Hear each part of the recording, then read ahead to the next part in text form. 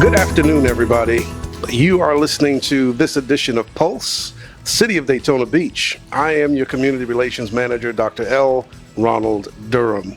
The surroundings today are a little different from our Pulse episodes in the past. I'm here today at the Hagler Boxing Gym and Professional Training Center. And when you think of the last name Hagler, I think most boxing fans connect that obviously to the former middleweight champion of the world, Marvelous Marvin Hagler.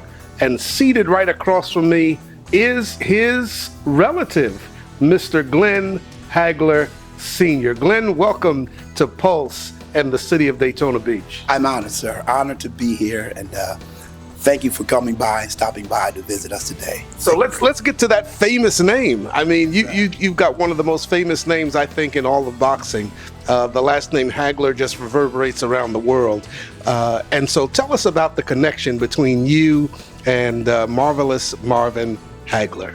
Well, it was a family of just boxing family, from coming up to just training and boxing and just, you know, going from the negative to the positive, trying to stay in the ring. And now my son, Glen Hagler Jr, is with Roy Jones Jr. and another fighting all over. Yes, sir. He's with another big name and just fighting all over. And I'm training the young men here. I'm just having a great time. Enjoy. So you've established Hagler's Boxing Club here in Daytona Beach, Florida. What was it about Daytona Beach that kind of pulled on you, tugged on you, and now you've set up this great gymnasium here in Daytona Beach?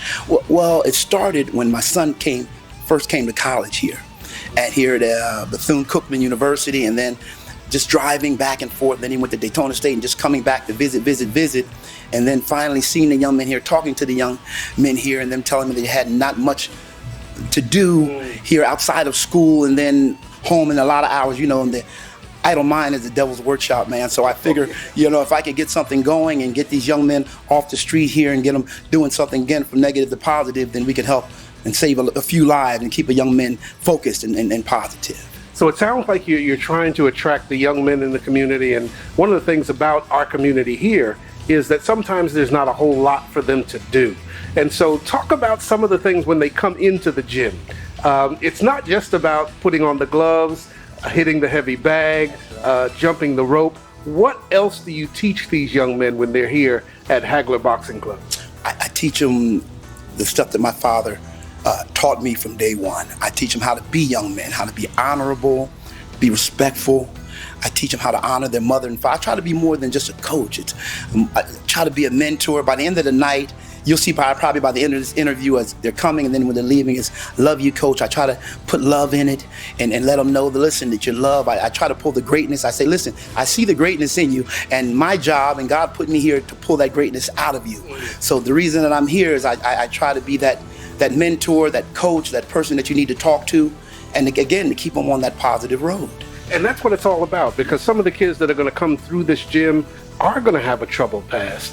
And so just hearing you talk about, you know, life skills and not hanging with knuckleheads on the corner, coming into a gym like this and getting their heads right, getting their bodies right, and training for something that who knows what the end of that could be.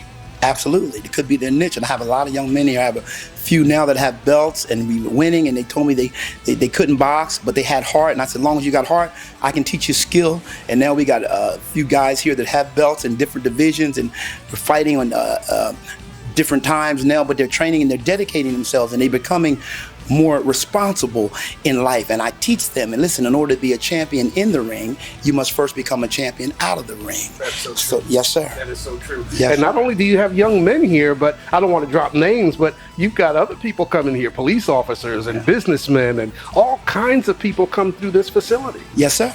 Yes, sir. And we're becoming it's like a family here. So this is, again, zero negative, not like the other gym. There's no bullies here. There's no guys who are better than the other and try to hurt or do anything. No, we all come as a team, and we build each other to get to that next level. You know, helping one another, each one teach one. And again, they come here to say, man, we're a family here. So it's family oriented business, and I'm loving it. So talk about how the body and the mind work for an athlete.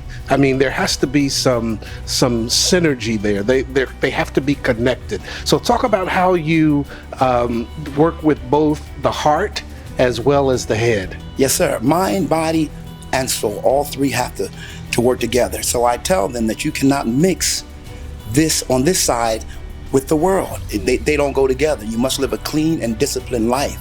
And I try to teach them, when you purify your body and live right, you can have your body do it, and you can achieve anything. And if you believe it, then you can achieve it. And your body will do exactly what you tell it to. So I put them through the drill. I tell them sometimes it's going to seem like we're doing it over and over again, but then your subconscious will grab it. And as long as you're living a clean life and doing what you're supposed to, your body will do what you tell it to do. So I tell them to live right, do right, think right. And then you put it all together, mind, body, and soul, and then you get in that ring and you become a champion. Now, before we started the interview, you kind of walked me around the gym a little bit, and I saw a picture of your son holding 2 belts. Yeah. Now, there's something coming up soon here in Daytona Beach, on the beach. Tell us what that's all about, and let's get the word out about your son and what's coming to our city. Again, Glen Hagler Jr., he's trained by the famous, we call him Captain Hook, Roy Jones Jr. He ruled the night. Everybody knows about Roy and what he's done and still doing. You wouldn't believe even how fast he is now. But nevertheless, he's training my son. He's taking my son in as a son. And my son stays up there at his camp with him. And November 1st, right here at the Hard Rock, right here on A1A, we're the featured about. Glen Hagler Jr. is the main event, and something we prayed for. And it's only by the grace of God that we'll be able to go there, and we pray to God, and you guys be praying for us, that we'll perform and we'll get the victory. Yeah. So November 1st, you've heard it here on The Pulse. You got to get your ticket. Professional boxing at the Hard Rock Cafe. I'm already excited. My 2 tickets are going to be waiting for me when I get there, and I hope you'll get your tickets as well. This is going to be a tremendous fight, a tremendous event in the city of Daytona Beach. Many of us love boxing here, and I got to tell you, I go back a little ways when it comes to boxing. Early in my career as a minister, Floyd Patterson came to a small church that I had in New Jersey. We were having a banquet, and he came to that little church, and a blizzard was going on outside. And that's why character is so important, I think, when it comes to boxing. He could have easily called and canceled because of a blizzard, but he trekked his way from New York through that blizzard to New Jersey and came and spoke at our banquet that night, and just a tremendous person.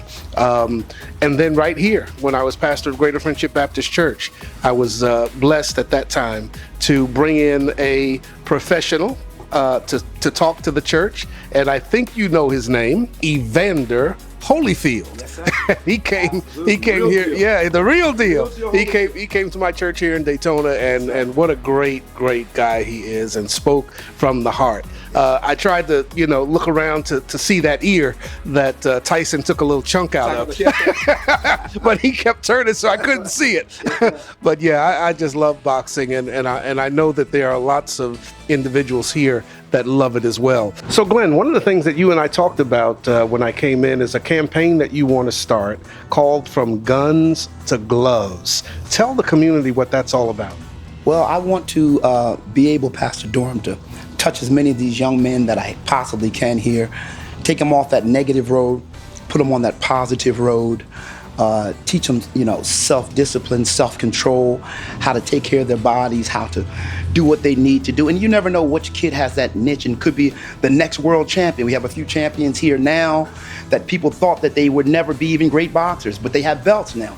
And they are doing things, and they're going forward, and we're setting up fights and doing different things, and they're boxing and they're disciplined, and teaching them again how to become champions out of the ring, then champions in the ring.